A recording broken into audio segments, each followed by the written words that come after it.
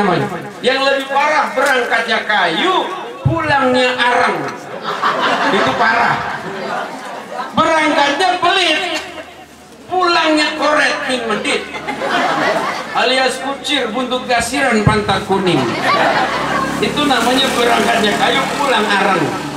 Ini juga banyak terjadi. Makanya saya sering bilang, kalau di sini belum biasa jamaah, mau berangkat, rajinin jamaahnya supaya sampai sana nanti ringan jamaah. Saya ini tahal bernikmat. Kadang-kadang ya, kalau berangkatnya melalui travel haji plus sama biasa sama aja. Bedanya dekat sama jauh. Kalau haji biasa itu rada jauh. Sekarang tahun ini Bu paling dekat-dekatnya 3 kilo, paling dekat-dekat. Itu di Mismalah namanya tempat. Mismalah, Jumaizah, Bahutmah, Aziziyah. Sebab daerah Jarwal sekarang sudah terlalu jauh karena ditutup pintunya. Tapi masih ada, tapi kira kurang lebih 4 kiloan ke sana. Jadi nggak ada yang dekat sekarang. Kalau dulu ini di Sim Amir masih ada, yang kira 1 kilo harus nyampe. Tapi sekarang 3 kilo ke atas. Nah, kalau haji biasa berangkat, kalau kemudian sholat maghrib sama isya dari asar hingga pulang. Tapi kalau haji plus lain, karena turun sudah Masjidil Haram. Tapi kalau di sini emang biasa males juga. Hajinya plus, dapat hotel di pinggir Masjidil Haram. Entah hotel Zamzam Tower atau hotel Sofa atau hotel Hilton atau hotel Intercontinental. Itu dekat benar, turun langsung sudah masjid. Tapi kalau di sini nggak biasa jamaah, di sana juga malas, biarkan dekat begitu. Apalagi ke jatah kamar lantai 8 ke atas. Itu kalau buka jendela langsung lihat Ka'bah. Karena lihat bisa Haram di bawah dulu ya. Kadang-kadang kalau udah adzan, kita nasihatin, Pak, ayo kita turun, kita sembahyang jamaah di Masjidil Haram. Apa katanya? Ustaz, susah-susah amat Ustaz, dibuka kordeng, no.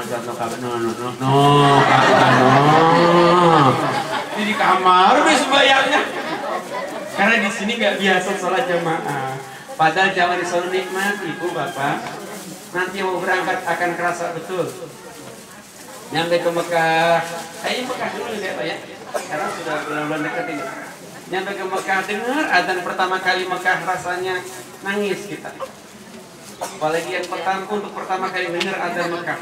Adzan Mekah itu nggak neko-neko cepat, sederhana tapi enak. Ini adzan Mekah begini.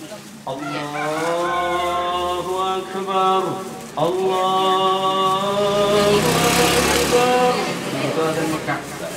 Adzan Madinah panjangan dikit. Allahu Akbar, Allahu Akbar. Itu Madinah. Cilangkap lain lagi adzannya. Subuh-subuh kedengeran dari pinggir jalan, suaranya mirip Madinah.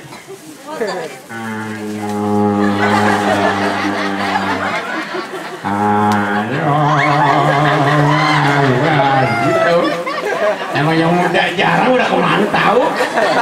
Perasaan baca rawi cakep-cakep enak-enak banget. Nah, adzan kagak yang muda. Adzan subuh kalau di Mekah, kenapa jutaan orang jemaah? Mungkin adzannya yang mantap. Kalau di sana di Mekah adzan as-shalahnya panjang, naumnya pendek. As-salatu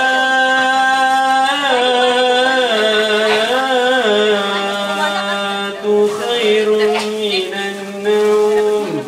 Naumnya pendek, tidurnya pendek. Tidur berangkat tuh jemaah. Madinah juga begitu. As-salatu khairun minan naum. Naumnya pendek, sekitar matobi'idah. Di Cilangkap lain lagi ya. As-salatnya pendek, naumnya panjang. As-salatu khairun minan naum.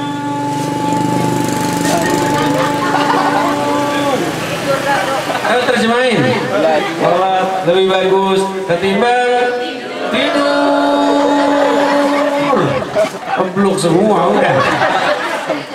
Bukan sih karena itu saudara, paling tidak tahu diri kita hamba Allah. Makanya berangkat haji ya, ketika kita berangkat mohon maaf bagi yang laki-laki nggak pakai apa-apa kecuali hanya sekedar kain yang membungkus bawah dengan di atas selendangnya.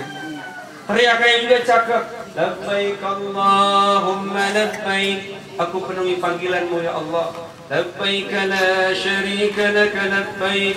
Innal hamda wan ni'mata laka wal mulk la syarika lak. Itu irama begitu seluruh dunia sama. Cuma Indonesia lain lagi, lebih pelan.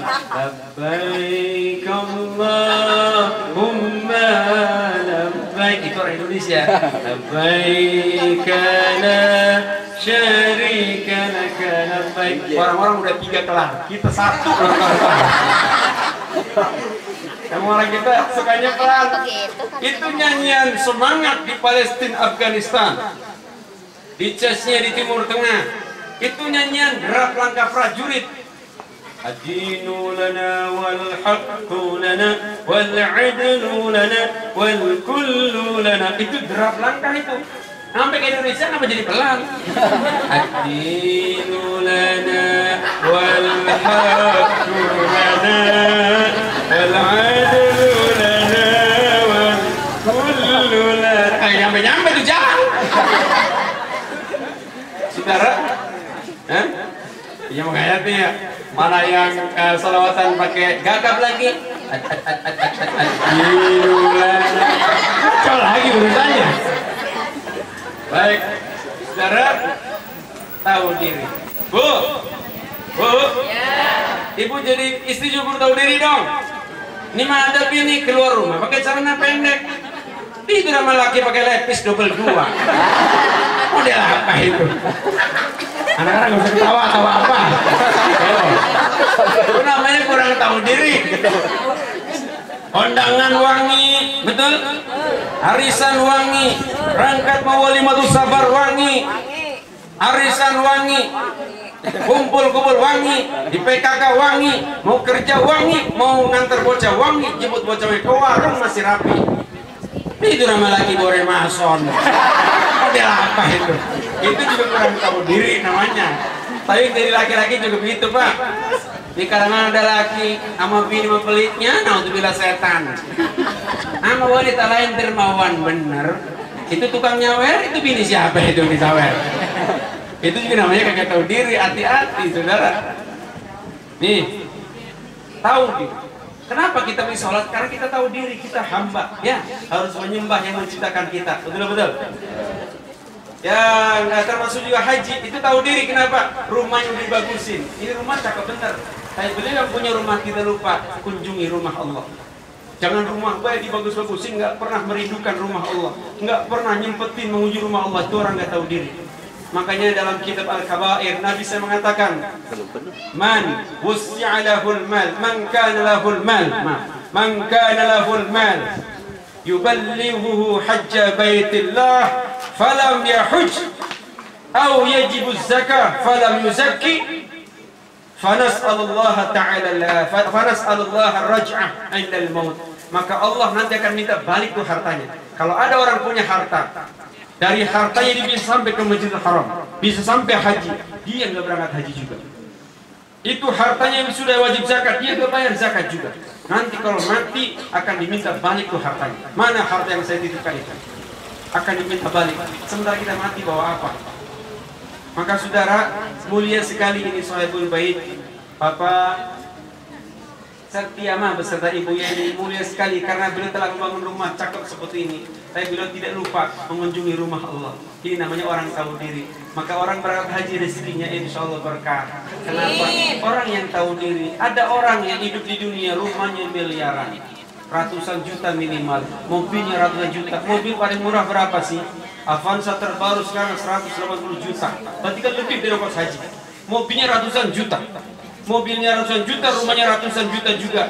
Keluar negeri biasa, karirnya meningkat, gajinya gede, jalan-jalan kemana aja dia mampu. Tapi haji nggak pernah terpikirkan. Kalau ditanya, abang, pak, udah mampu banget rumahnya, kok nggak haji-haji? Belum ada panggilan, Ustaz. Belum ada panggilan. Kalau kata saya, budek norang. Itu harta sebanyak itu panggilan. Betul-betul. Makanya hati-hati. Ini Pak Setia beserta Ibu luar biasa terpanggil beliau menuju Baitullah. rumahnya cakep, karirnya mantap, terpanggil juga, berarti lengkap tuh hidupnya. Amin. Ya Rabbal alamin. Ibu-ibu, bapak-bapak, kepengen haji semua ini? Pengen semua ini? Udah pada setor? Itu gimana kepengen? Yang ketiga siapa manusia yang dirahmati Allah? Yang ketiga adalah orang-orang yang wastaqamat tariqatuhu, mereka yang istiqamah dengan ibadahnya. Tariqah ay ibadah. Kenapa dia menyebut tariqah? Karena memang orang setelah Nabi wafat ibadah banyak macam ragam caranya. Ya, adanya madhab kan macam-macam tuh. Ada yang tarawihnya 11 rakaat, ada yang 23 rakaat. Betul-betul. Ada yang suka tahlilan, ada yang gak ada tahlilan, ya. Ada yang suka selawatan, ada yang gak ada selawatan, ya. Ada yang suka sabar begini, ada yang nggak mau, ada. Yaitu namanya bermacam ragam pendapat kita. Asal jangan saling tunjuk-tunjukkan aja. Ilmu kagak gede anggap. Di kantor ngomong kencang bener. Apa tuh tarawih 23 rakaat? Itu bid'ah, sesat, neraka. Kata yang kesindir bilang, yang 11 rakaat, ono yang sesat, neraka.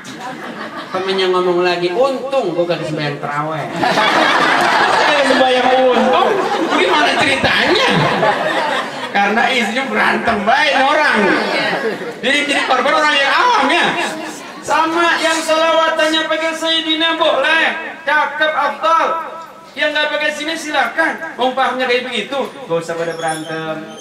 Sama ibu manggil suami mau pakai paha boleh, Nabi nggak ngajarin ya. Pak, bang, mbak, mas, baksonya 2. Kalau pengantin baru kan masih mantan ya. Ada apa Ibi? Ibi mau kalau kan amat rumahnya. Ibu manggil lakinya nggak pakai usul sadah, nggak pakai nama hormat nggak apa-apa. Punya laki namanya Agus, panggilnya begini, Gus, sini, boleh bu, sah, nggak dosa. Cuman ibu punya anak ya, ntar kalau anaknya denger ibu ikut, ya Gus, Gus. Siapa yang ngajarin songo? Makanya kadang-kadang penting juga gelar, Pak, penting ya. Minimal begini bu, bapaknya anak-anak sini. Tadi kan jawab, ada apa? Emaknya anak-anak, begitu. Ini penting. Makanya orang berangkat haji ntar pulang, nggak ada salahnya kita panggil Pak Haji, nggak apa-apa. Sungguh pun tidak wajib. Sebab ada fatwa dari kalangan Islam yang keras mengatakan manggil haji itu bid'ah, nggak boleh dan sesat katanya. Masa manggil doang sesat sih? Tapi karena yang haji juga jangan kebangetan lebay ngapa? Atau orang pulang haji nggak pulang haji ngambek. Namanya Pak Ibrahim udah pulang haji nih. Itu tangannya lewat. Mari Pak Ibrahim, mari. Apa tanya? Diem baik tuh. Diem aja. Atau Pak Ibrahim yang lewat. Pak Ibrahim mau kemana? Ini jalan dulu. Pak Ibrahim mau kemana? Jalan aja. 100 meter lewat, yang manggil berubah. Pak Haji Ibrahim. Dia mundur. Oh iya, mau ke sana. Haji lagu apa juga begitu. Tapi kita yang udah ngeliat orang udah haji, panggil haji ngapa bu? Modal manggil doang ya. Bu Haji mau kemana? Supaya jadi doa. Iya saya sudah haji. Jadi terkontrol ya. Kalau nonton dangdut Bu Haji ikut nyawer juga. Jadi kacau tuh. Pak Haji nyawer juga. Jadi kacau. Kalau nyebut haji akan terkontrol dia. Oh iya saya sudah haji. Minimal begitu. Ya, tapi nggak wajib. Bapak dan saudara kita menganggap itu bid'ah, nggak apa-apa kalau kita mah.